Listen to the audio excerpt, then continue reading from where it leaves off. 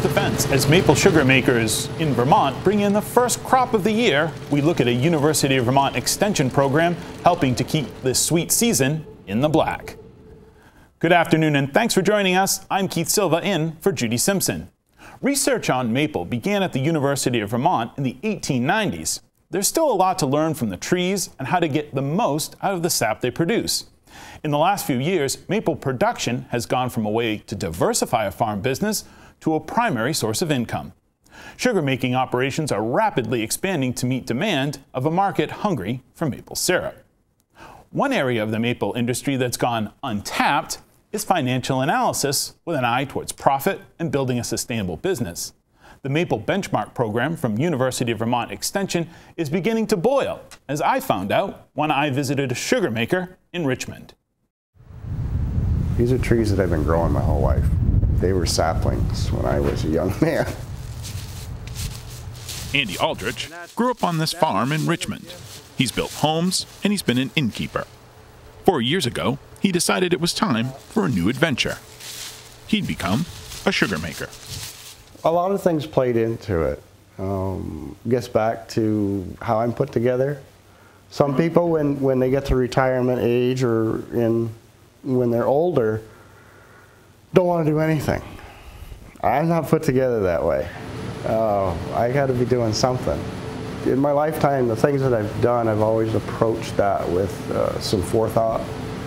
So I did my due diligence that anyone should do. Created a business plan, did the research, ran the numbers, and I went, oh, it works. So I said in a few years, I can turn a profit. That really got me going. Aldrich runs 2,600 taps over 30 acres and sells his syrup wholesale. From the construction of the sugar house to boiling the sap and everything in between, Aldrich has done it all himself. In order to keep this one-man operation running, Aldrich manages the farm as what it is, a business. Unless you're just a backyard sugar maker, it's still a business, and you're trying to turn a profit. And you don't want to leave money on the table. You know, you can look at it purely from a business standpoint. You can go out and run a business, start a business, and your focus is like a horse with blinders on.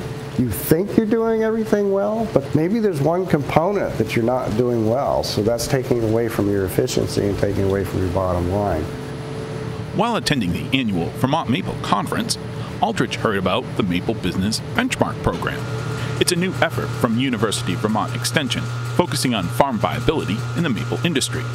Maple Business Benchmark is run by UVM Extension Farm Business Management Specialist Mark Cannella. Well, I live and breathe farm business and farm finances. That's what I do. And so I'm always looking for places to apply the farm analysis and the financial analysis to farm systems, really to improve management. We asked people, we said, would people be willing to work with us? We can offer financial analysis if you can offer the information, and let's try to have a partnership that can help people advance their own business decision making.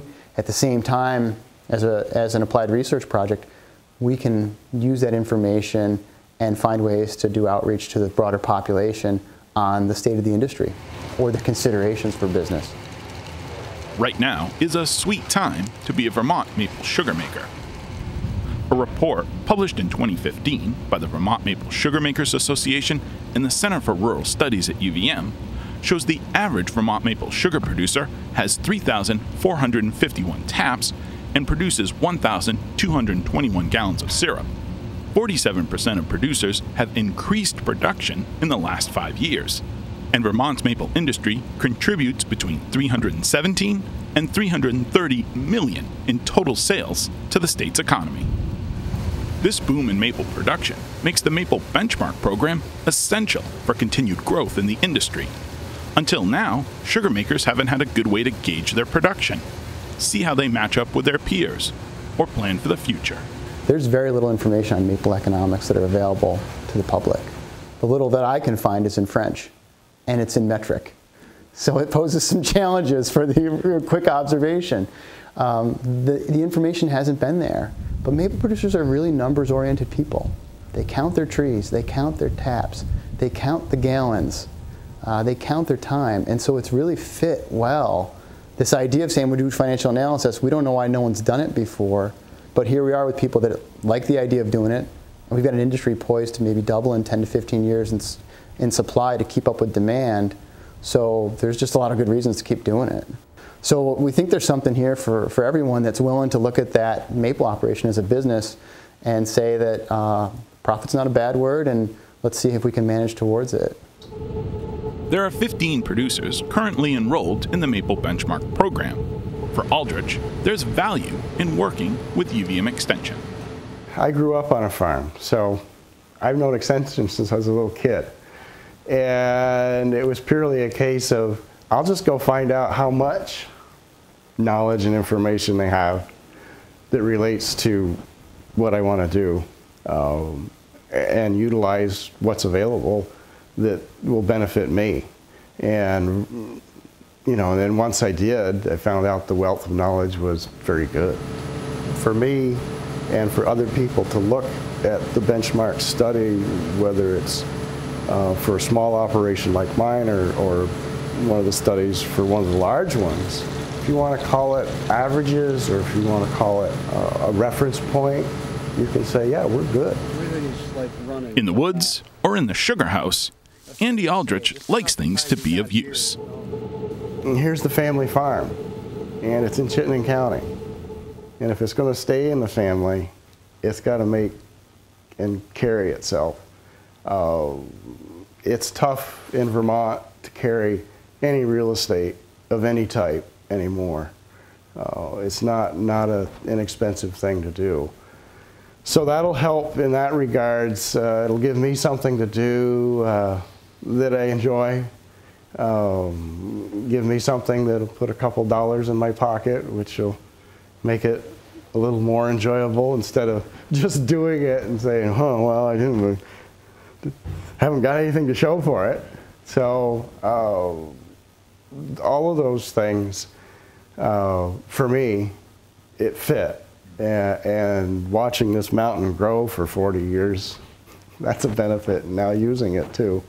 It's nice to see the old farm used. The deep roots of this farm and this latest business are sure to establish a benchmark for other sugar makers to follow for years to come.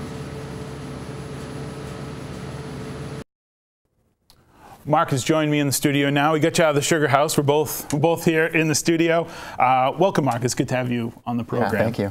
Mark, what are the qualifications to be in the Maple Benchmark program? Well, right now the program really has two components. We've got the applied research component and then the outreach component with the information that we gather. We're working with producers that have 2,500 taps or over, where we go out and do a detailed cost of production analysis with them. So that's really our target for the research, is 2,500 taps or more. Anyone that's got less than 2,500 taps or is looking to expand, we can certainly work with them on a couple different program options, and then we can provide the information from the benchmark to them in a way to help them do their planning and do their expansion, just like Andy talked about. What about on the high end? Who's your heavy hitter in the program? We actually are looking for more producers over 50,000 taps. Okay. We've had a few participants in the 60 to 80,000 tap range. It's been great to work with them. We need a few more participants before we can share that information to make sure we protect people's privacy. Right, and that's a perfect segue to my question, which is you are opening up people's books. You are looking at their financials. Is this the kind of same sort of service that an accountant would provide? How do you sort of think about that? There is overlap, but it is different in that we're doing an analysis project rather than an accounting project. Accountants are great at two things. They're great at recording and reporting. Accountants are great at getting receipts out of the shoebox yes. and into some form of information system, and they're great at reporting, often for Uncle Sam for tax preparation. Mm-hmm. What we're doing is analysis. We're taking that number, or maybe modifying a little bit, and then converting it to a decision-making tool for the manager. So we're getting that information less for taxes and more for owners to say, I understand my business, I understand what decisions I can make that will help my business. And that is a privacy thing. There is something there where people might be a little bit hesitant to sort of be so open. Yeah, I think it's difficult to cold call a producer and say, tell me everything about your business and then I'll help you learn more. Right. But I think producers recognize the value in that they often work with professionals to prepare taxes. They don't often get a chance to work with professionals that will partner with them on the analysis and the decision making. Yeah. And I think that they're seeing the value in that. One of the places that you've learned a lot about is unpaid labor when it comes to sugar making. Where does size versus management come in? Yeah, the unpaid labor question is an interesting one. As an economist, we recognize that labor needs to be valued. Often in the farming community, people are very passionate about their work and they don't mind working extra hours that professionals might not often see as feasible. Right. We have interesting conversations, and we do require people in the project to evaluate how much labor goes into the business, and we put a dollar value on that. It's been a very great process. It's great for families. It's also great for the business to understand what it actually takes to run the business. And also just that idea that farming, you do have to work long hours usually. It's not always a 9-to-5 job. So you need to account for that cost, just like any other part of your business. What we've found, sugar makers love what they do. They're doing it because of the love, and they have a passion for the business, and they have a passion for the trees and the woods. We initially started off with a dollar value. We were going to put owner labor, unpaid labor at $18 an hour. We've talked to producers and they've said that's too low. They think that they're worth $24 to $26 an hour. They think their businesses can actually support that. And so we've been in a position where we've got people that love what they do, will work amazing amounts of hours in a short, condensed season, but we're seeing that businesses actually have the capacity to return that payment back to the owners, which is an encouraging thing for an agricultural business. I know in a lot of your analysis you have to talk about risks and financial risks, and certainly if you have a lot of taps. So how do you evaluate financial risk? How do you calculate that in your analysis? Yeah, well, going back to the unpaid labor, overworked family members is a risk that often gets overlooked. So having that discussion can be a valuable discussion. Right. From the financial side, first and foremost, we're a cost of production program, so we help people understand their actual costs. That allows them to look at the marketing channels and how they're selling their syrup.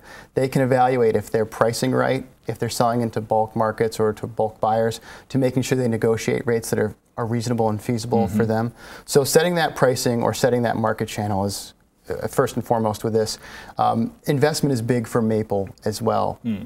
We saw from the clip, Andy's got some great new technology that allows him to operate that pretty much by himself. That costs money, and this type of project helps people understand how to make those investments, maybe what is enough investment to enough investment that's necessary, but maybe not over the top. Gotcha. Those are some of the big risks that are out there for producers that we can help with. Now, maple syrup is a premium product. It demands a premium price. How is that evaluated on the sugar maker's end of thing? Is this where, I'm buying syrup and it's, $100 profit, 100% profit or anything like that? Well, it's a great product, and I think Vermont's been great about setting standards. So whether a producer is selling bulk syrup in a drum or it's getting sold out of the dooryard in a small bottle, you're still going to have a high quality product that meets all the same standards in whatever form you buy it. Right. Yeah, we have maple producers that are direct marketing, whether they're at farmers markets or their own stores. Those products will cost a lot more, and I think consumers need to realize that there's a lot of cost past the production of syrup. Right. The time, the labor, the marketing expertise, maybe a roof over the store, right, that will add to that final price. And we've got producers at a small scale that are finding that that's the way that they can market their syrup and have a viable business. We also work with producers, like the vast majority of producers in the state that sell bulk into barrels to other packers. They get paid much less for their syrup. Maybe $18 to $24 a gallon is what those producers get. It then moves through the chain, and people do the packaging and the selling. But different ways for different producers, for sure. We've just got about a minute left. I want to quickly, how can people get in touch with you if they want to learn more about the Maple Benchmark program? Great. Well, we've got a website for the Maple Benchmark program. You can go through University of Vermont Extension website. We also have a farm viability website, blog.uvm.edu/farmvia. And they can always call me at my office. My office number is 802-476-2003. And just in 30 seconds left, you've been a sugar maker. You've now provided financial analysis. What would you say to someone who wants to start sugaring? I'm not surprised. It gets in our blood. We all love to do it. Right. On the business thing, I'd say two things. You can love what you do, and you can make money. And that's important to remember. With the right planning, you can make money at this and enjoy it. And then number two is the investments. It's a different ballgame out there with the technology. So let's think ahead a little bit on how you're investing and make sure it's viable. Well, excellent. Great advice, Mark. Thank you very much. I want to thank everyone here at WCAX for making this program possible. And as always, thank you for stopping by Across the Fence.